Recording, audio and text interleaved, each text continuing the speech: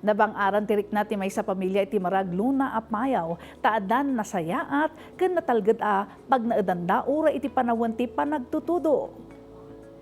Ti sigud a nadadala balay na butbut pay dagiti yero abubong na ket pinagtitinulungan tinarimaan dagiti kameng ti First Apayao Provincial Mobile Force Company baban iti class tindig gasat 2020-02.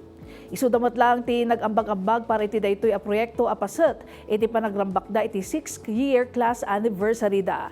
Daytoy ita ti pagtaengan ti pamilya nalaos nagyaman iti tulong anay paay kadakwada. Kastamet arang ipayda iti essential grocery package iti maysa a solo parent makatulong iti pamilya na.